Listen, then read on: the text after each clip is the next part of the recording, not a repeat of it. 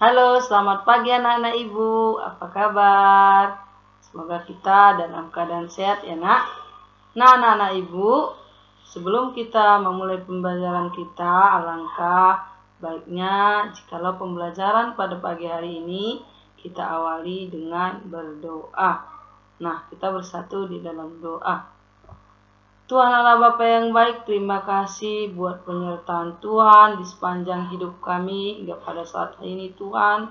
Kami boleh merasakan nikmat dan kesehatan yang daripada Tuhan. Sehingga kami dapat melaksanakan setiap tugas dan kewajiban kami seperti biasanya. Bapa yang baik, sebentar kami akan memulai pembelajaran kami. Biar kiranya Tuhan yang memberkati pembelajaran ini sehingga boleh bermanfaat dan berkenan di hadapan Tuhan. Terima kasih Tuhan, kami telah berdoa. Amin. Nah anak-anak ibu, pada pagi hari ini kita akan mempelajari organ pencernaan pada manusia. Nah, apa itu pencernaan nanti akan kita bahas di pertemuan selanjutnya. Hari ini kita akan membahas organ-organ pencernaan manusia dulu, Apa saja yang menjadi organ pencernaan pada manusia. Kita lihat ya. Oke. Organ pencernaan pada manusia adalah sebagai berikut. Yang pertama ada mulut, kerongkongan, ada lambung, ada usus halus, usus besar, rektum, dan anus. Ya. Nah, itu dia. Kita lanjut, kita akan bahas satu-satu ya. Nah, mulut ya. Pertama ada mulut ya. Mulut. Dalam mulut terdapat gigi, lidah, dan air liur. Nah, gigi pada manusia itu ada 3 jenis, yaitu gigi seri untuk memotong, gigi taring untuk mencabik, dan gigi geraham untuk mengunyah makanan. Nah, namun kita mengenal ada 2 jenis gigi ya. Jenis gigi yang pertama disebut sebagai gigi sulung atau gigi susu atau gigi pada anak-anak. Itu biasanya berjumlah 20 buah ya. Ini ya. Kemudian ya dengan rumus 212 ya. 212 ya. Nah, kemudian rumus gigi tetap atau gigi orang dewasa atau permanen itu ada 32 buah. Rumusnya 3212 ya. Apa perbedaan mem? Ya.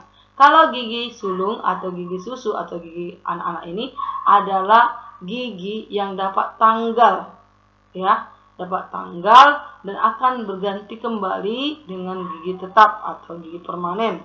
Nah, apalagi perbedaannya? Kalau gigi susu tadi jumlahnya 20, kalau gigi permanen jumlahnya 32.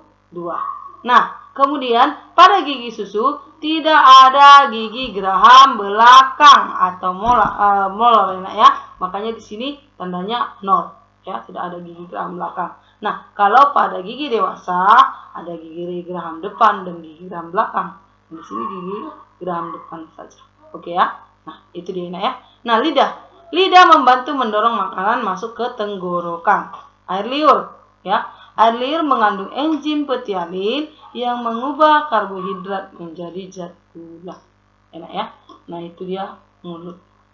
Kemudian kita next ya, yang kedua, kerongkongan atau esofagus ya, merupakan penghubung rongga mulut dengan lambung ya. Di dalam kerongkongan itu terjadi gerak peristaltik.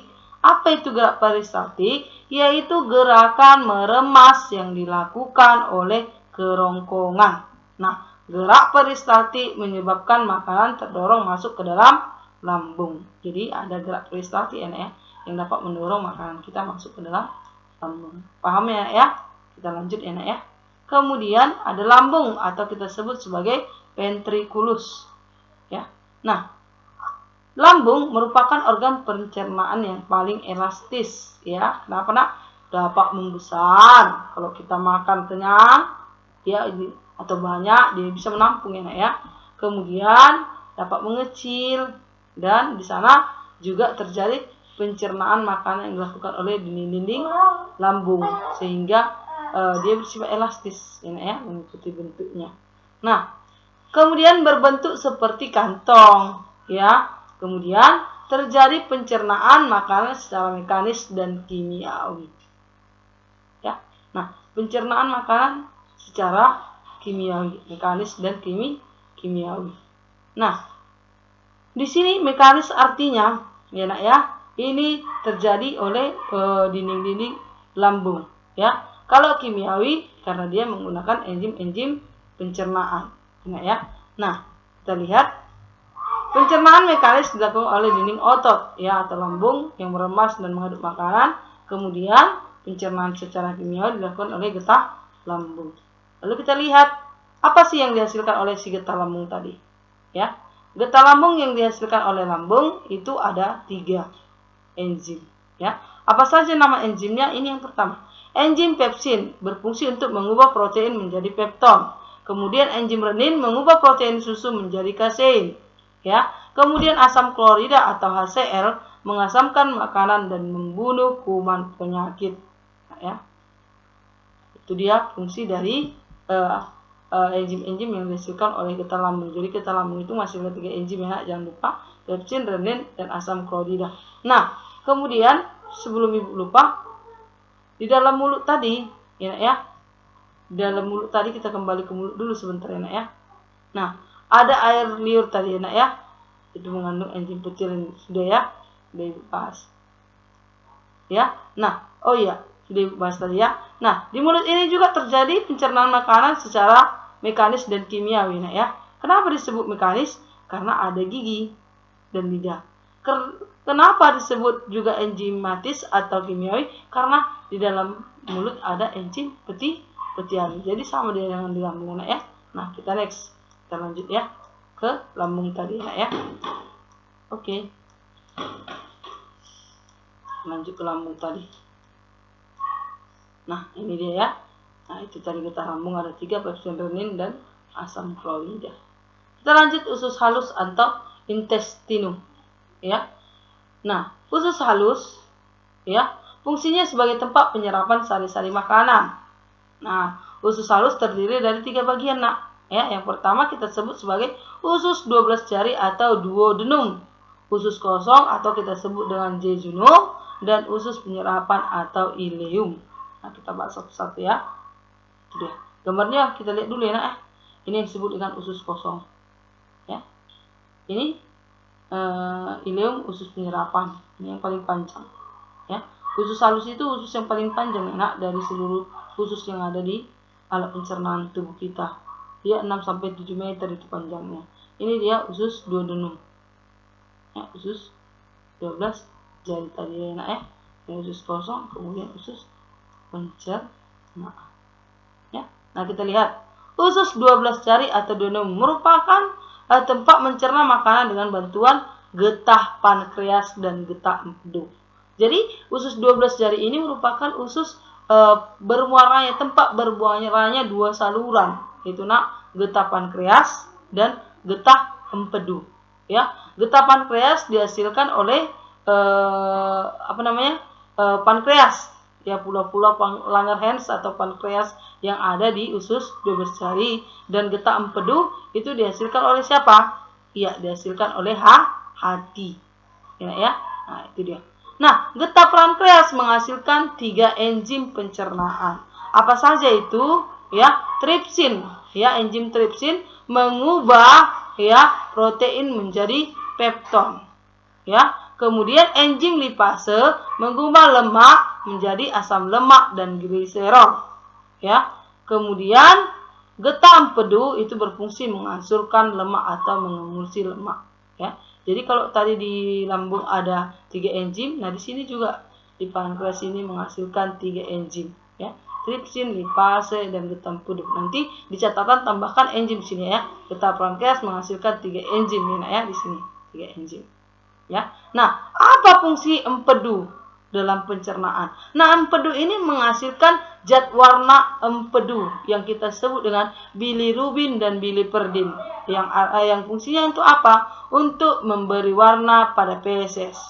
Ya. Nah, empedu itu sendiri berasal dari sisa-sisa perombakan sel darah merah yang telah rusak atau tidak berguna lagi. Ya, makanya sebenarnya kita sering mengatakan feses kita berwarna sesuai makanan kita, iya.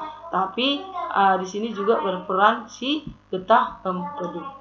Kita lanjutnya, usus kosong atau jejunum. Ya, panjangnya 2,5 meter. Nah, berfungsi untuk mencerna lebih lanjut makanan yang telah dicerna oleh usus 12 jari atau duodenum. Kemudian usus yang ketiga dari usus halus tadi adalah usus penyerapan yang kita sebut dengan ileum. Ya, nah disinilah terjadi tempat penyerapan sari-sari makanan oleh zonzot villi yang mengandung pembuluh darah, membawanya makanannya yang diikat oleh darah. Oke, lanjut usus besar atau kolon. Ya, sama, usus besar juga sama. Usus halus ada 3 bagian, usus mendatar atau transversal, ini dia. Kemudian usus turun atau kita sebut dengan descendens. Kemudian usus naik, ya, atau ascendens. Nah, di ujung usus naik inilah nanti yang kita sebut ada sebagai umbai cacing atau appendix, ya, usus buntu. Disinilah nanti yang sering terjadi usus buntu. Kalau sisa pencernaan makanan masuk ke dalam usus buntu, namanya usus buntu. Berarti nggak ada salurannya lagi. Nah, ini yang nanti akan dibuang atau dipotong. Nah, apa itu fungsi usus besar? Nah, usus besar itu berfungsi untuk penyerapan cairan, vitamin, dan mineral dari sisa makanan atau penyerapan air, nah, yang telah diserap oleh usus halus. Kemudian berfungsi untuk membusukkan sisa makanan dengan bantuan Escherichia coli. Jadi usus besar itu atau kolon berfungsi untuk penyerapan air dan untuk membusukkan sisa pencernaan makanan. Paham ya? Lanjut. Kemudian kita kenal ada yang disebut dengan rektum, ya, atau poros usus, ya. Nah, ini tempat penyimpanan feses sementara, ya. Kemudian di sini ada anus. Ini dia anusnya. Nah, ya. Anus itu berfungsi sebagai lubang tempat keluarnya feses dari dalam tubuh. Jadi, nak, kotoran yang kita sebut maaf ya, nak, ya, tai yang sering kita sebut itu bahasa baiknya, bahasa Indonesia yang baiknya itu atau bahasa Ipanya adalah feses. Kenapa disebut feses? Pengeluaran sisa zat tubuh yang tidak diperlukan oleh tubuh dalam bentuk padat. Ya, kalau ekskresi kan ringan, air dia. Jadi yang kita buangkan ini padat. Nah, dia disebut sebagai feses, ya. Kotoran atau nama lainnya adalah tinja. Ya. Oke ya. Nah, itulah organ pencernaan pada manusia. Nah, nanti di pertemuan selanjutnya akan kita bahas apa itu fungsi pencernaan, jenis-jenis proses pencernaan, dan bagaimana bagannya.